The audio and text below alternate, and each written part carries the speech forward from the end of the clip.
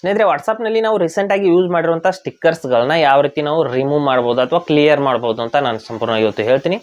ನೀವು ನಿಮ್ಮ ಸ್ನೇಹಿತರಿಗೆ ಸ್ಟಿಕ್ಕರ್ಗಳನ್ನ ಸೆಂಡ್ ಮಾಡಿದ್ರೆ ಅಂದ್ಕೊಳ್ಳಿ, ಮಾಡಿದ ನಂತರದಲ್ಲಿ ಅದು ರೀಸೆಂಟ್ಸ್ ಅಂತ ಒಂದು ಮೇಲ್ಗಡೆ ಇರುವಂಥ ಒಂದು ಬೇರೆ ಒಂದು ಆಪ್ಷನಲ್ಲಿ ಬಂದು ತೋರಿಸುತ್ತೆ. ಅಂದರೆ ರೀಸೆಂಟಾಗಿ ಈ ಒಂದು ಸ್ಟಿಕ್ಕರ್ಗಳನ್ನ ಯೂಸ್ ಮಾಡಿದ್ದೀರಾ ಅಂತ ತೋರಿಸ್ತಾ ಇರುತ್ತೆ.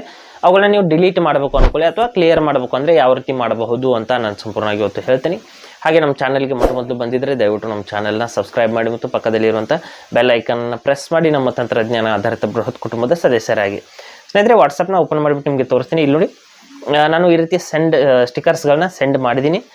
ನಂತರದಲ್ಲಿ ಇಲ್ಲಿ ಕ್ಲಿಕ್ ಮಾಡ್ಕೋತೀನಿ. ಈ ಒಂದು ಸ್ಟಿಕ್ಕರ್ ಐಕನ್ ಏನಿದೆ ಅದರಲ್ಲಿ ಕ್ಲಿಕ್ ಮಾಡಿದ ನಂತರದಲ್ಲಿ ಇಲ್ಲಿ ನೋಡ್ಬೋದು ರೀಸೆಂಟಾಗಿ ನಾನು ಸೆಂಡ್ ಮಾಡಿರುವಂಥ ಸ್ಟಿಕ್ಕರ್ಗಳು ಇಲ್ಲಿ ಮೇಲ್ಗಡೆ ತೋರಿಸ್ತಾ ಇದೆ.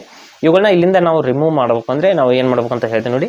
ಇವುಗಳನ್ನ ರಿಮೂವ್ ಮಾಡಬೇಕಂದ್ರೆ ಮೇಲ್ಗಡೆ ಒಂದು ಪೆನ್ಸಿಲ್ ಐಕನ್ ಇರುತ್ತೆ ಸ್ನೇಹಿತರೆ. ಪೆನ್ಸಿಲ್ ಐಕನ್ ಈ ಕಡೆ ಇದೆ ನೋಡಿ, ಮೇಲ್ಗಡೆನೇ ಒಂದು ಪೆನ್ಸಿಲ್ ಐಕನ್ ಇರುತ್ತೆ, ಅಲ್ಲಿ ನಾವು ಕ್ಲಿಕ್ ಮಾಡ್ಕೋಬೇಕಾಗುತ್ತೆ.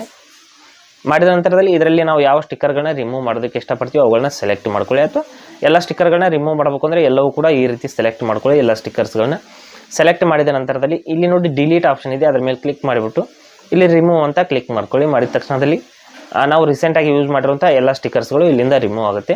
ಈ ರೀತಿ ನಾವು ವಾಟ್ಸಪ್ನಲ್ಲಿ ರೀಸೆಂಟಾಗಿ ಯೂಸ್ ಮಾಡಿರುವಂಥ ಸ್ಟಿಕ್ಕರ್ಸ್ಗಳನ್ನ ರಿಮೂವ್ ಮಾಡ್ಕೋಬಹುದು. ಹಾಗೆ ಸ್ನೇಹಿತರೆ, ಕೊಟ್ಟಿರೋ ಮಾಹಿತಿ ಸಂಪೂರ್ಣ ಮತ್ತು ನಿರೂಪಣೆ ಮಾಡಿದೆ, ಶೈಲಿ ಉತ್ತಮ ಅಂತ ಅನಿಸಿದ್ರೆ ವಿಡಿಯೋನ ಲೈಕ್ ಮಾಡಿ ಮತ್ತು ನಿಮ್ಮ ಸ್ನೇಹಿತರಿಗೂ ಕೂಡ ಶೇರ್ ಮಾಡಿ. ಹಾಗೆ ಇದ್ರ ಬಗ್ಗೆ ಸಮಸ್ಯೆಗಳು ಡೌಟ್ಗಳಿದ್ರೆ ಕಮೆಂಟಲ್ಲಿ ಅವಶ್ಯವಾಗಿ ತಿಳಿಸಿ. ಮುಂದಿನ ವಿಡಿಯೋದಲ್ಲಿ ಮತ್ತೊಂದು ಹೊಸ ವಿಷಯದೊಂದಿಗೆ ಇದೇ ರೀತಿ ಮುಂದೆ ಬರ್ತೀವಿ. ಅಲ್ಲಿವರೆಗೂ ಟೇಕ್ ಕೇರ್.